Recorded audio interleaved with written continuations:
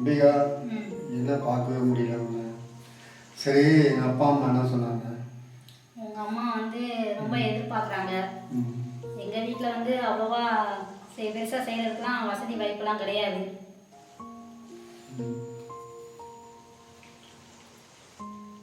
ஏதோ உங்ககிட்ட நான் எதிர்பார்க்குறேன்ப்பா. ஆனால் உங்கள் அம்மா பெருசாக எதிர்பார்க்குறாங்களே. அவங்க பெரியவங்க, அவங்க அப்படி தான் இருப்பாங்க.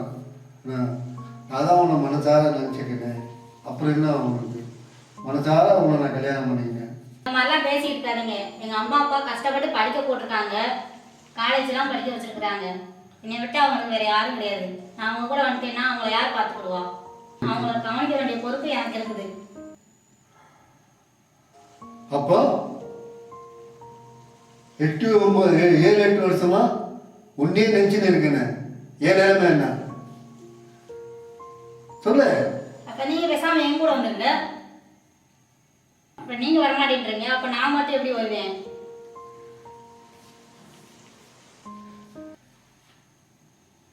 அப்போ உன்னே நினச்சிருக்கேன். இதுக்கு என்ன பதில்? உனக்காகவே 7 8 வருஷம் காத்து நின்றேன். நான் வேலை செய்கிற இடத்துல லேடிஸா இல்லை, பொண்ணுங்களா இல்லை சொல்லு.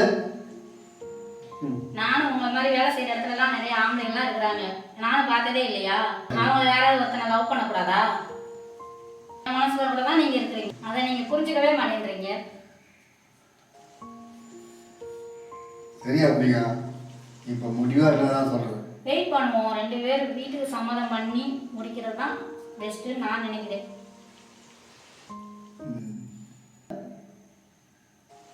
இதுக்கு எப்படி பதிலுக்கு எப்படி கேட்டால் நான் என்ன பண்ணுறதுன்னு எனக்கு தெரியல.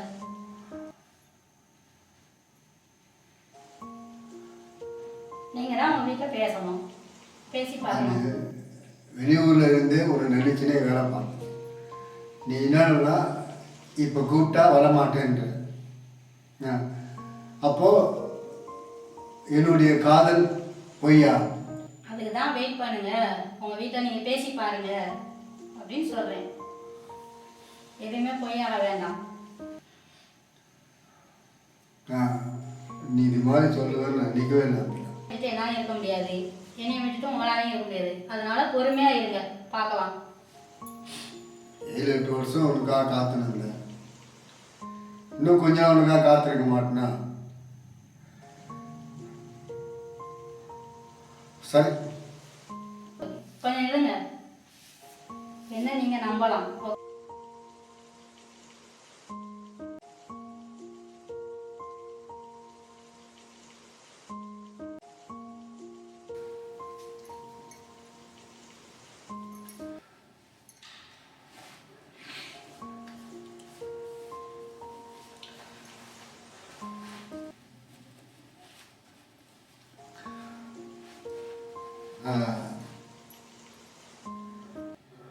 மேடம், திரும்ப நீங்கள் அம்பிகா தானே? ஆமாம், நீங்கள் யார்? என் பேர் தெரிஞ்சால் நீ ரொம்ப சந்தோஷப்படுற. நான் தான் உன்னோட காலையில் படித்தேன் கண்ணன். கண்ணன் நீயா? நான் உங்களை எவ்வளோ நாளாக பார்க்கணும்னு நினச்சிக்கிட்டே இருந்தேன். என் ஞாபகம் இப்போ தான் வந்துடா உங்களுக்கு? அம்பிகா, நீ வீட்டோட சூழ்நிலை ரொம்ப மோசமாக இருந்தால காலேஜ் முடித்து நான் வெளியூர் வேலைக்கு போயிட்டேன்.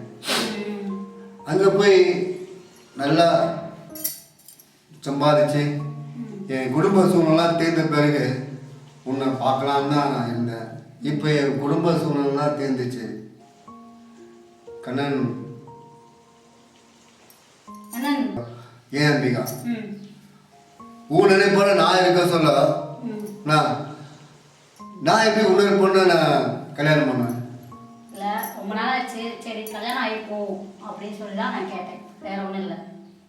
நீ ஆரம்பத்துலேருந்து என் மேலே சந்தேகத்திலே இருக்கேன். நான் வந்து உன் நினைப்பாக இருந்து வெளிநாட்டில் வேலைக்கு போனேன். வேலைக்கு போய் நல்லா சம்பாதிச்சேன். ஆனால் எந்த பொண்ணையும் நான் திரும்பி பார்க்கல. ம். நீ தான் என் மனசில் இருக்க, என் உசுரில் இருக்க. ஆனால் ஒரு ட்ரிப்பாவது என்னை பற்றி நினச்சிருப்பியா?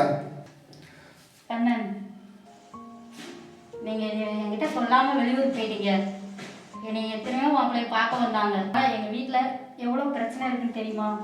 வீட்டில் இருக்கிறவங்க சொல்கிறாங்க, நீ ஏன் வர்ற மாப்பிள்ளைலாம் வேணாம் வேணான்னு சொல்கிற. அம்பிகா, நான் எப்படி உன் நினைப்பில் இருந்த மாதிரி நீயும் என் நினைப்பில் தான் இருந்திருக்க.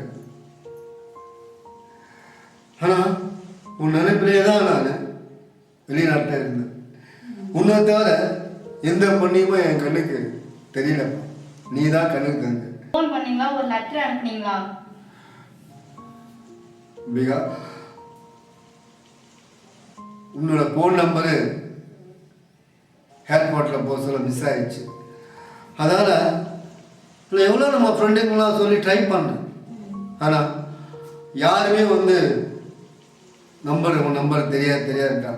நீ எங்கேயோ ஊருக்கு போய் யாரையோ கல்யாணம் பண்ணின்னு செட்டில் ஆகிட்டேன்னு சொன்னாங்க. ஆனால் அப்போ கூட என் மனசில் ஒரு உறுத்து நின்று நான் எப்படியோ அம்பிகா வரும் அப்படின்னு காத்து நின்றேன். ஆனால் இன்னைக்கு இதுக்காக யாரையும் கல்யாணம் பண்ணிக்காம நீ இருக்கிறத பார்த்து ரொம்ப சந்தோஷப்படுறேன். ரொம்ப சந்தோஷப்படுறேன். காலேஜ் முடிச்சு 8 வருஷம் ஆச்சு. என்னோட பேரண்ட்ஸ் எவ்வளவோ டார்ச்சர் பண்ணாங்க. எவ்வளவோ பேர் சொல்லி கல்யாணம் பண்ணி என்னை கிண்டல் கேலியுமா சொன்னாங்க. என் மனசுல நீங்க இருக்கிறப்ப நான் வேற யாரையும் கல்யாணம் பண்ண முடியாதுல்ல. அம்பிகா, உன்னா மாதிரி ஒரு பொண்ணு எனக்கு கிடைக்கிறதுக்கு நான் கொடுத்து வச்சிருக்கேன். சீக்கிரம் நான் வந்து இந்த முறைப்படி கல்யாணம் பண்ணிட்டேன். யாரு உங்களுக்கு இந்த மனசு வந்துச்சு? எனக்கு சந்தோஷம். அம்பிகா, நான் இப்போத்தி கிளம்புறேன். எவ்வளவோ கேள்வி கிண்டலுமெல்லாம் சொன்னாங்க.